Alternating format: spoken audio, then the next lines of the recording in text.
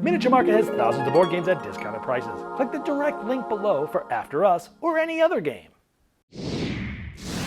Hello my friends, it's the Game Boy Geek here. Today we're going to the future, where all the humans are gone and there's different primates taking over, finding our batteries and energy and figuring out what to do with it. Today we're talking about After Us. This is from Pandasaurus Games. It's a Gen Con release. Let's try to play it. I'll see you on the other side.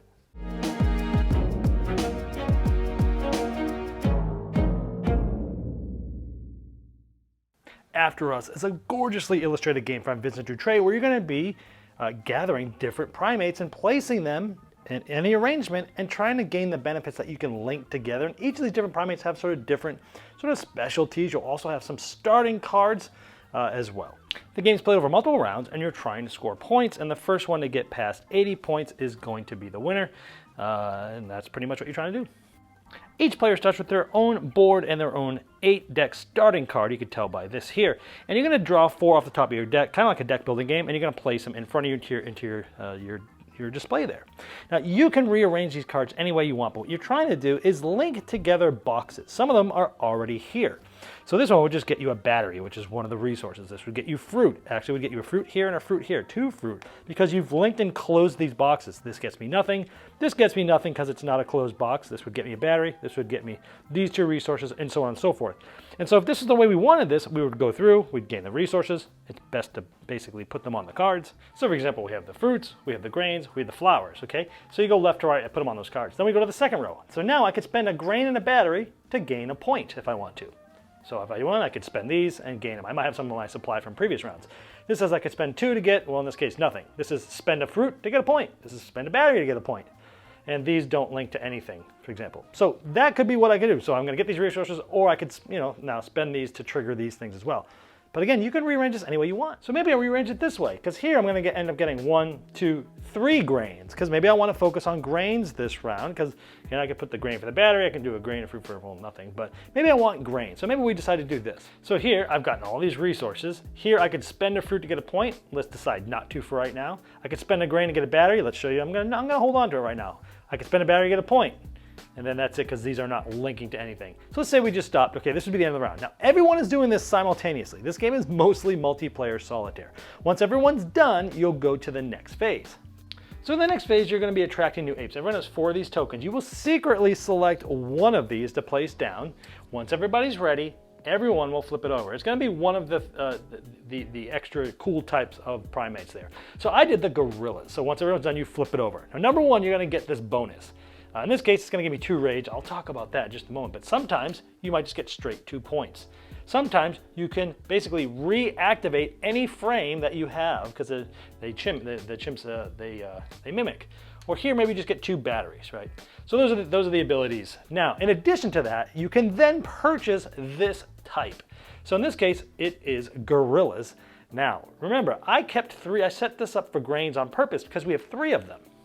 So because I selected my token as gorilla, I could purchase a gorilla, 3 grains for a level 1 card or 6 grains for a level 2 card. And they just get better and better. These are always face down, so otherwise it'd be AP nightmare. So I'm going to buy this. I'm going to spend the 3 grains.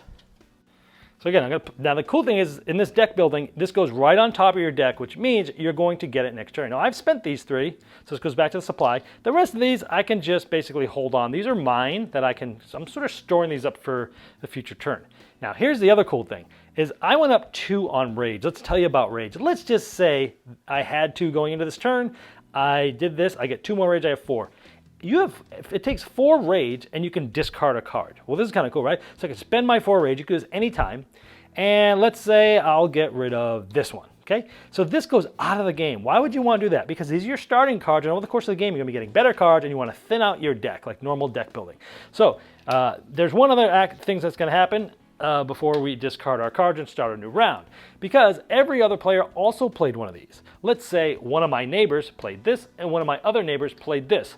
You could discard 2 resources of the same type to activate that.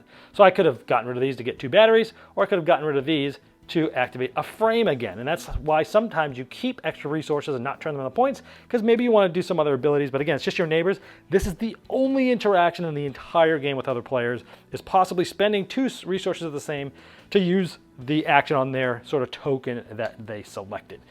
then we're basically going to get ready for a new round. So normally if this was our next turn, we would have had this because we bought it last turn, right? And then we would have some starter cards. And these are going to be better. They're going to give me more resources. They're going to get, hey, 3 different types of primates and you get a point.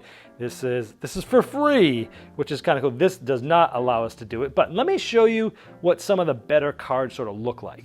So let's say we had a level 1 gorilla and chimpanzee, and we had a level 2 orangutan and mandrill. Now, by the way, when we discarded that card from Rage last round, you're also able to get the benefit of that. So 1 battery we would have gotten in addition.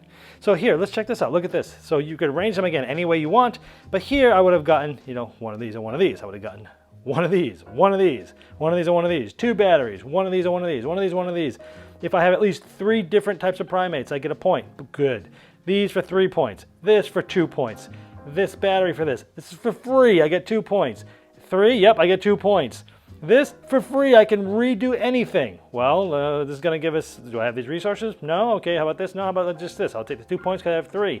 2 batteries, this and this, and you go left to right, top to bottom. So you can see as the cards get powerful, get all these cool little bonuses and combos going. It's pretty much how the game works. You're trying to race to 80 points. One other aspect is there's a handful of these and you use 3 every game. This tells you, like in phase 1, if you spend 4 batteries, you can have 5 cards instead of 4 to rearrange and get resources from. Here in phase 1 or 2, you can spend 1 resource for any other resource, but you got to pay a battery to do it. Here in phase 2, you can spend 6 or 9 batteries to get a level 1 or 2 primate card of your choice. So just different things that make the game feel different each time. Pretty much a race. Whoever gets to 80 first wins. All right, now before I get to my final thoughts, I want to let you know that if you like my content, there's now ways to get bonus content like first impression videos well before a review will come out, or for many games I don't even end up reviewing. You can even vote for which games get reviewed on the channel. You can also see me opening up packages and getting content earlier than everyone else. And now you can see what you're missing with a free 7-day trial at patreon.com/GameBoyGeek. All right, let's first start with what I like. Vincent Dutrait is my favorite artist, so obviously anytime he illustrates a game, my first bullet point is going to be gorgeous Vincent Dutrait art. I love the art in this game. I wish there was more of it. You know, there's those 4 different extra primates, there's a level 1 and level 2 card, and all the illustrations on each of those cards are the same. So you have a level 1 and a level 2, so 8 different pieces of art for those. And then the starter cards. I think there's just 1 piece of art for all the starter cards. I would love to have seen more because I just love his art. I realized that it probably would have been too expensive and be too lengthy time-wise because he's probably super busy. But I would have, if possible, would have given up the wooden components. And anything else you could think of, I would have tried to thin out in component-wise because I would have rather had the extra. Would have rather seen like a level 2 gorilla. Oh, this one looks cool. And a level 2 gorilla next to it. Wow, these are different. They look different. You know, I would have just loved to have seen more of that because it's like, maybe they can make like a killer crazy deluxe edition that's just like the artistic version. It has more art. I would have given up some of the high quality wooden components in this game. Probably still wouldn't have been enough to afford to have him do more, who knows? I don't know the economics of that. But I love the art, it looks amazing. I wanted more of it. This game packs a lot of thinking in 45 minutes, and it's an easy teach. I like that. Packs a punch, easy to teach, easy to get to table, quick setup, all the things that help a game get to the table when you have hundreds of games that are fighting for that spot. The puzzle of this game is what this game is. I mean, it is what is going to make you like it or not. And the puzzle of arranging those cards in boxes is a fantastic one, and it's one that my brain really likes. This game is a one-trick pony. You're doing the puzzles. That's pretty much it. There's not a lot of discovery. There's not a lot of different things you'll learn. It's like, I got to figure out the best way and the coolest way and the way that put these boxes away most efficiently that will get me the most things that will feed my strategy for this game. That's it. I love it. The puzzle's awesome, but not everybody's gonna like that. I like that you're building an engine of better cards. You're usually focusing on like 2 different types of cards because certain of the primates tend to give you more of a certain resource, right? And so you're gonna get that resource, you're gonna get more of that resource, and that resource will help you buy more of those cards. And so usually you're focusing on like 2 of them. Now, I also like that you can use the extra resources that you're not using for those to activate abilities from your neighbors. Now, let's be clear here. This game is 99% multiplayer solitaire, other than this one mechanism, where you get to use your neighbor's token if you spend 2 resources of the same type. Any 2 resources of the same type, use their thing. And this is important, and it's actually kind of cool to specialize in the types of primates that your neighbors are not, because you're going to be using the ones that you're getting to buy more of those. So eventually you're going to get all resources, a few of all of them, and you won't really have enough to really buy stuff for those other ones, but you can use them to trigger other players' abilities, and you kind of want to trigger them on one's abilities of not the two that you're doing. Of course, that also helps them in the same way, but it keeps your engine going faster. I like that when you purchase the cards for your deck building, it goes on top of the deck. I'm glad that the newer deck builders are getting you faster to the fun and faster. Ooh, I got this cool card. I get it right away. So smart. I hate old school deck building now where you're like, put it in your discard pile. Let's snooze fest for 3 rounds until it comes back out, right? Second half of the game, I love that the turns get bigger and better. You're getting more things. You're getting more points. You're getting more combos, and it has a lot of dopamine hits, and I love it. On the negative side of things, again, as I mentioned, it's 99% multiplayer solitaire. I usually do not like games that are multiplayer solitaire. Even games that are less multiplayer solitaire than this, they have even a little bit more interaction, I tend to not like. I love this one. I love the puzzle of it. And I typically don't like the style of game, but I think to me the puzzle is so engaging to my brain, it just hits it in the right way that I'm okay with it for some reason, where normally I would not be. This game, again, is not about discovery. It's about the same puzzle each game. You know, like if you're the type of person that likes to get a Sudoku puzzle or something that's a non-word-based puzzle and do that puzzle sort of regularly, and nothing about the rules of the puzzle change. It's just so the numbers are in different places or something's switched, but you're doing the same thing, but the puzzle itself of how you get there is different. That's what this is. If you're the type of person that doesn't mind doing the same puzzle over and over, knowing that each puzzle will feel different, but all in all, you're doing the same sort of thing, it's just a new challenge. That's what this game is. If you like that, I think you'll like this. If you don't like that, I don't think you'll like this. Last negative here, one of the reasons why I don't like deck builders is they tend to be pretty sluggish the first few rounds. You have all these basic stinky cards, you put them out, snooze fest, let's get a few things, let's get a better card, let's get it cycled through. Here it at least comes faster. But the basic cards are so basic. I wish there was like an official variant to be like, okay, this is why Baseball Highlights for me is an amazing game, because it's kind of a deck builder, but once you know the game, you do like 3 buy rounds before you start the game. And I wish there would be, I hope the designer will come up with an official variant. He also did Imaginarium that I like. I'd like to see an official variant where at the beginning of the game, if you've played before and you want to do this advanced game, take your starter cards. So you're going to take, we're going to take, level 1 cards of the different primates, mix them up, give a certain amount to each player, and you draft 3 different level 1 cards. Then you discard randomly 3 of your, or maybe even not randomly, 3 of your starter cards, and then shuffle your deck, and then that's it. That's how you start. It'll give you that leg up. It'll make it more exciting faster instead of the first 3 to 4 rounds, 5 rounds being a little bit of a snooze fest. It'd make you get into the fun faster.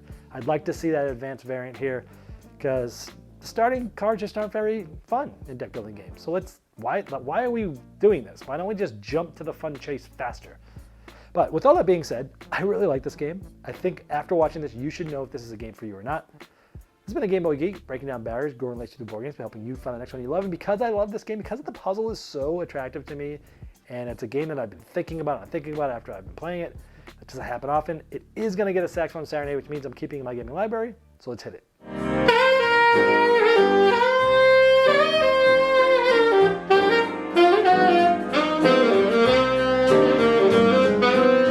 Game Toppers not only transforms your existing table into a high-quality gaming solution, but they now offer full leg kits and dining cover solutions for the full table application. Paired with over 20 styles of thematic game mats in 11 different sizes from notable board game artists like Vincent Dutray, collapsible cup holders, and real cool accessories, experience what thousands of other gamers enjoy by upgrading every game you play with a Game Topper system. Save hundreds of dollars on Game Topper package deals that are in stock now for immediate shipping at GameToppersLLC.com or click the link below.